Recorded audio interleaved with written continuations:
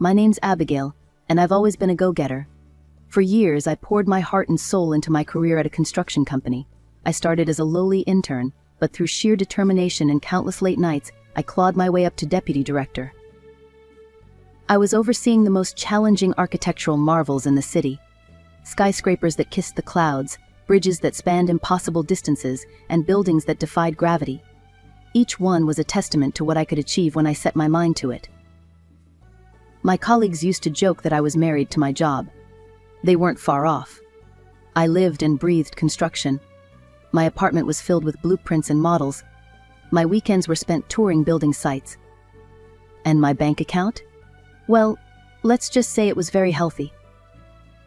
But as I approached my mid-30s, something changed.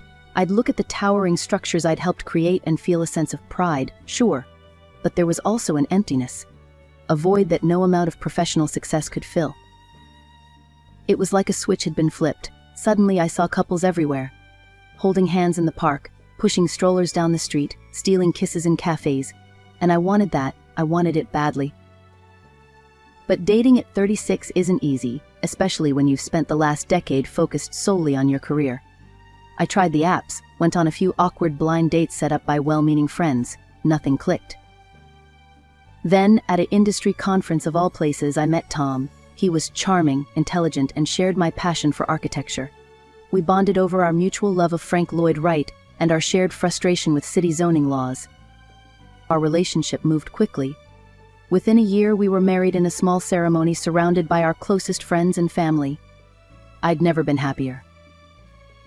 One night, as we cuddled on the couch in our cozy apartment, Tom turned to me with a glint in his eye. "Abby," he said, using the nickname only he was allowed to use, "I've been thinking, why don't we build our own house? Our dream house?" I threw my arms around him, nearly knocking him off the couch.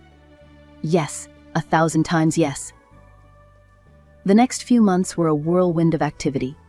I threw myself into designing our dream house with the same passion I'd always applied to my work projects. I enlisted the help of our company's leading architect, and together we created something truly special. We pored over every detail, from the layout to the materials. I wanted everything to be perfect. This wasn't just a house, it was our future. To fund our dream, we made the decision to sell our apartment. It was a big step, but we were both so excited about the prospect of our new home that we didn't hesitate. As construction began, I found myself spending more and more time at the site. I'd stand there, watching our plans come to life, brick by brick. It was exhilarating. "You know," Tom said one day, as we stood arm in arm, watching the framework of our house take shape, "there's still one thing missing from this picture." I looked at him, puzzled. "What's that?" He placed a hand gently on my stomach. "A little one to fill all these rooms." My heart skipped a beat. We'd talked about having children before, of course, but always in a vague someday kind of way. But now, with our dream house becoming a reality, the idea suddenly felt very real and very right. The next 2 years were the happiest of my life.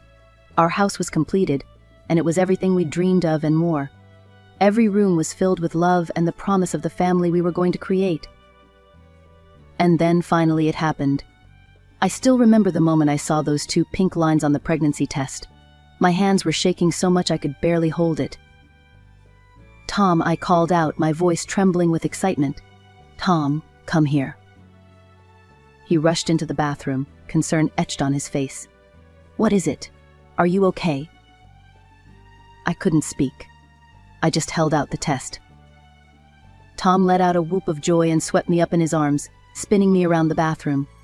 We were both laughing and crying, overwhelmed with happiness. The next few months were a blur of doctor's appointments, nursery planning, and daydreams about our future. We decided not to find out the baby's sex, wanting it to be a surprise. At my 5-month checkup, the doctor confirmed that everything was progressing perfectly. Our baby was healthy and growing right on schedule. Tom and I left the clinic on cloud 9, already making plans for the next 4 months. The phone call came at 3:17 a.m. I remember because I glanced at the clock as I fumbled for my phone, my heart already racing with a sense of foreboding. "Mrs. Thompson," an unfamiliar voice. "I'm afraid there's been an accident." The next few hours passed in a blur. The hospital, the doctor's grim faces, The words that shattered my world. I'm sorry, we did everything we could. Tom was gone. Just like that. A drunk driver, they said. He never stood a chance. I don't remember much of the following days. I moved through the funeral like a ghost, barely registering the sympathetic touches, the murmured condolences. Weeks passed. I couldn't bring myself to go back to work. The thought of facing those towering buildings, those grand projects that Tom and I had once marveled at together, was unbearable. My boss, Jim, came to see me at home. He sat across from me, his face etched with concern. "Abigail," he said gently, "I think it might be best if you took some time off. Permanently, if that's what you need. We're prepared to offer you a substantial severance package. You won't have to worry about money." I should have felt grateful, but I felt nothing. Just a vast, empty numbness. As the weeks turned into months, I focused all my energy on my unborn child. Finally, after what felt like an eternity, my son was born. As I held him in my arms for the first time, I felt a spark of something I thought I'd lost forever: hope. I named him Thomas, after his father. As I gazed into his tiny face, I saw echoes of Tom: the same nose, the same chin. It was both heartbreaking and healing. As Thomas grew, so did my love for him. He was a bright, curious child, always asking questions, always wanting to learn more. He excelled in school, bringing home report cards that made my heart swell with pride. As much as I loved watching Thomas thrive, I knew I needed something for myself too. So when he started school, I took a job at a small local construction firm. The salary was nothing compared to what I used to make, but that didn't matter. What mattered was that I could be home when Thomas got back from school, that I could attend his soccer games and help with his homework. We lived simply, but we were happy. Our house, once a symbol of the life Tom and I had dreamed of, became a home filled with laughter and love. And while the pain of losing Tom never fully went away, the joy of raising our son helped ease the ache. The years flew by, and before I knew it, Thomas was graduating high school. I stood in the audience, tears of pride in my eyes as I watched him accept his diploma. My little boy was all grown up. I got in. Mom, Thomas burst through the door one day, waving an acceptance letter. "I'm going to State University." My heart swelled with pride, even as it ached at the thought of him leaving. "That's wonderful, honey. I'm so proud of you." The day I dropped him off at college was one of the hardest of my life. As I helped him unpack in his dorm room, I couldn't help but think of my husband, wishing he could see the amazing young man our son had become. The house felt emptier than ever without Thomas, but I threw myself back into work, taking on more responsibilities at the construction firm. My experience and skills hadn't faded, and soon I was managing major projects again. I used my increased earnings to pay for Thomas's tuition and send him a monthly allowance. It was tight sometimes, but seeing him thrive made it all worthwhile. After graduation, Thomas decided to stay in the city where he'd gone to college. He landed a good job at a tech startup, and I couldn't have been prouder. I'd visit him most weekends, and we'd explore the city together.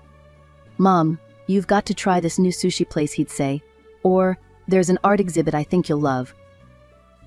Those weekends were precious to me, a chance to reconnect with my son and see the man he was becoming. Then, about 3 years after he graduated, Thomas called me, his voice brimming with excitement. "Mom, I've met someone. Her name's Jessica, and she's amazing." I was thrilled for him, of course. But as the weeks went by, I started to notice changes. Thomas began asking for more money, talking about expensive restaurants and designer clothes.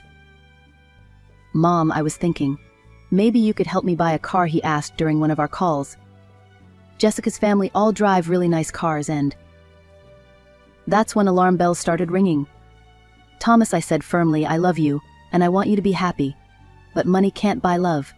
If Jessica cares about you, it won't be because of expensive gifts or flashy cars." There was a long silence on the other end of the line. When Thomas spoke again, his voice was cold. "You just don't understand, Mom. Things are different here." After that, our calls became less frequent, our weekend visits rarer. It hurt, but I told myself it was just a phase. A year later, Thomas showed up at my door with a beautiful young woman. "Mom, this is Jessica. We're getting married." Jessica was indeed stunning, with perfectly styled hair and designer clothes. She was polite, and to my surprise, she seemed genuinely impressed by our home. "Oh my goodness," she exclaimed, her eyes wide as she took in the living room. "This house is incredible. I've never seen anything like it." She moved from room to room, marveling at the details. "The layout is so thoughtful, and the way you've maximized the natural light. It's just beautiful. And so functional, too." Thomas beamed, clearly pleased by her reaction.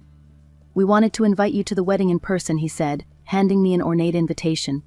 "Jessica's parents are handling everything." As they left, I felt a mix of emotions. Jessica's admiration for the house seemed genuine, but I still couldn't shake a feeling of unease about the changes I'd seen in Thomas. The wedding was a lavish affair, more like a society event than a celebration of love. I felt out of place among the designer gowns and expensive jewelry, acutely aware of my own simple dress. As my bank account grew, so did an idea that had been percolating in the back of my mind. I wanted to do something special for Thomas and Jessica, to show them how much they meant to me. I started sketching plans for a house, one that would combine my years of experience with everything I knew about Thomas's tastes. But I held off on starting the project, telling myself to wait for the right moment. As it turned out, I didn't have to wait long. One sunny Saturday afternoon, the doorbell rang. To my surprise, Thomas and Jessica were standing on my porch, looking slightly nervous. "Mom," Thomas said, "we've been thinking.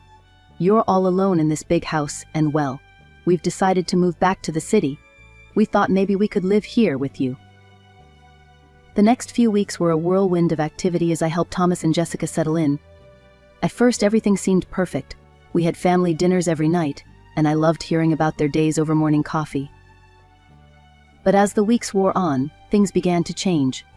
It started small, Jessica rearranging the furniture without asking, or complaining about the brands of food I bought. Then one evening, as I was preparing dinner, Jessica swept into the kitchen, her nose wrinkling. "Abigail, darling," she said, her voice dripping with false sweetness, "don't you think it's time we upgraded our menu a bit? Perhaps some foie gras, or at least a nice vintage wine. After all, this is our home now." "Actually," I said gently, "this is still my house. I'm happy to have you both here, but—" I didn't get to finish. Jessica's face contorted with rage. "Thomas," she shrieked. "Thomas, come here. Your mother is being impossible." Thomas came running, and to my shock, he immediately took Jessica's side. "Mom, what's your problem?" he yelled. "Can't you just do this one thing for us?" From that moment on, the atmosphere in the house became unbearably tense. Thomas and Jessica barely spoke to me, whispering to each other and falling silent whenever I entered a room. Then, one evening, I overheard a conversation that chilled me to the bone. I was about to enter the living room when I heard Jessica's voice, low and insistent. "We need to get her out, Thomas. This house is wasted on her. Think of what we could do with it." I froze, unable to believe what I was hearing. But Thomas's response was even worse. He actually laughed and said, "You're right, Mom's had her time. Maybe we should start looking into nursing homes. I hear the state ones aren't too bad." I couldn't contain myself any longer. I stepped into the room, shaking with anger and hurt. "Is that really what you think of me, Thomas? After everything we've been through?" Thomas looked startled, then guilty, but as he glanced at Jessica, his expression hardened. "Mom, I think it's time you left. This is our house now." I felt as if I'd been slapped. But in that moment, a lifetime of strength and determination surged through me. I drew myself up to my full height and looked my son straight in the eye. "No, Thomas," I said, my voice steady despite the turmoil inside me. "This is my house. The house your father and I dreamed of. The house where I raised you, and you." I paused, my heart breaking even as I said the words. "You are no longer welcome here.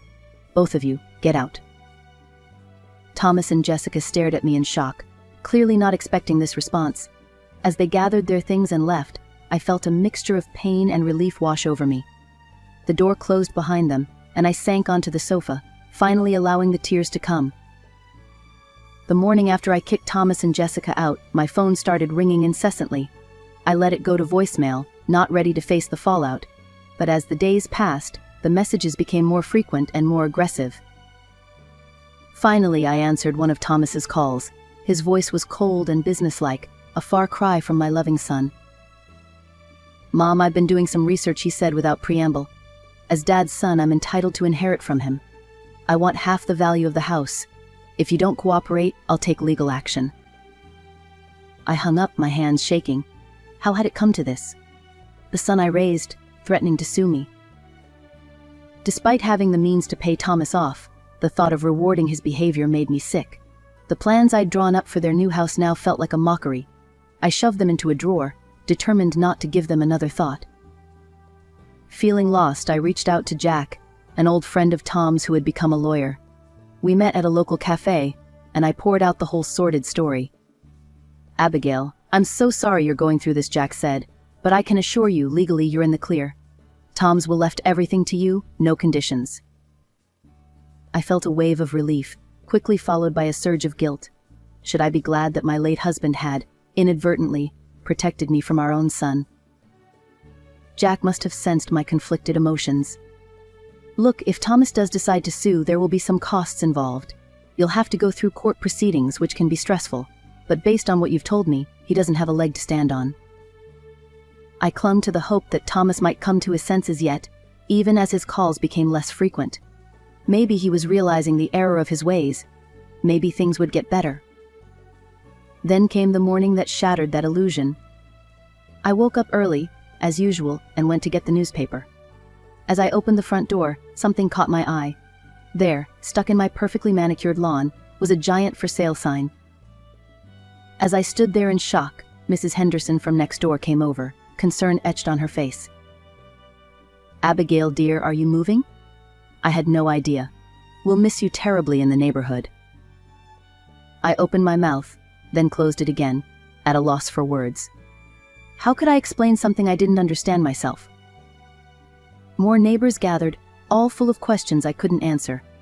Who was the realtor? When was the open house? Had I found a new place yet? Feeling overwhelmed, I retreated into the house and tried calling Thomas. It went straight to voicemail. I left message after message, each more desperate than the last. Finally, I couldn't take it anymore. I marched outside, grabbed the for sale sign, and yanked it out of the ground with all my strength. I carried it around to the back of the house and threw it behind the garden shed, out of sight. That evening I was trying to relax on the sofa, my mind still reeling from the events of the day. The house felt oppressively quiet. Suddenly the front door burst open, shattering the silence. Thomas strode in, Jessica close behind. But they weren't alone. A well-dressed couple followed them, looking around with obvious interest. "And this is the living room," Thomas was saying, his voice unnaturally bright. "Notice the vaulted ceilings and the custom fireplace." The couple nodded appreciatively. "It's stunning," the woman said. "We'd be prepared to make an offer right away." I couldn't believe what I was hearing. "Excuse me," I said, my voice shaking with anger. "This house is not for sale. I'm going to have to ask you all to leave immediately." Thomas turned to the couple, an apologetic smile on his face. "I'm so sorry about this. This is just crazy old lady who sometimes wanders in. Pay her no attention." I felt like I'd been slapped. "Thomas, how dare you? I'm your mother." "See what I mean?" Thomas said smoothly. "Delusional. We'll have her removed, don't worry." My hands were shaking so badly I could barely operate my phone. "I'm calling the police right now if you don't all leave." Seeing I was serious, the couple hurried out. Thomas and Jessica lingered, fury evident on their faces. "You'll regret this," Jessica hissed. "You'll never see your son again. Or your grandchildren." As they stormed out, I suddenly noticed Jessica's slightly rounded stomach.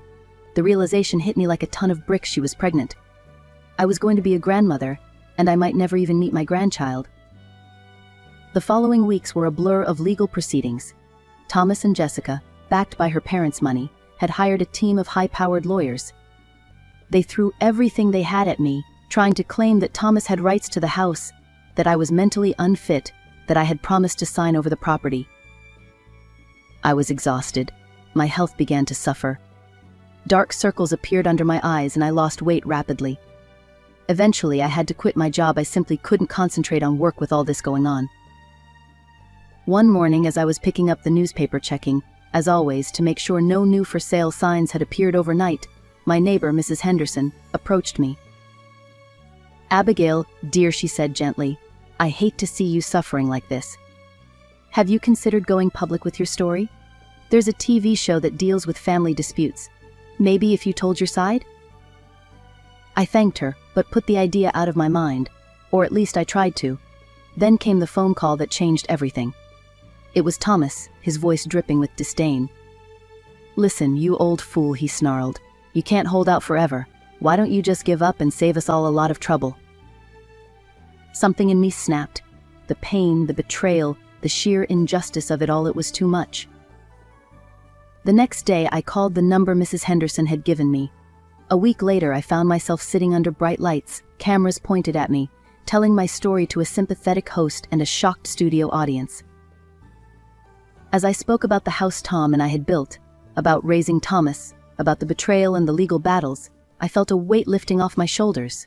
For the first time in months, I felt like someone was truly listening to me. I had no idea what the consequences of this decision would be, but as the audience murmured in sympathy and the host promised to get to the bottom of this, I felt a glimmer of hope. Maybe, just maybe, this would be the turning point I'd been praying for. A few days after my television appearance, I heard a knock at the door. I found myself face to face with Jessica's parents, looking uncomfortable and out of place on my porch. "May we come in?" Jessica's father asked, his voice uncharacteristically hesitant. I nodded, bracing myself for another confrontation. But as we settled in the living room, they surprised me. "We saw you on TV," Jessica's mother began, her eyes brimming with tears. "We had no idea what Jessica and Thomas were doing. We're so sorry, Abigail."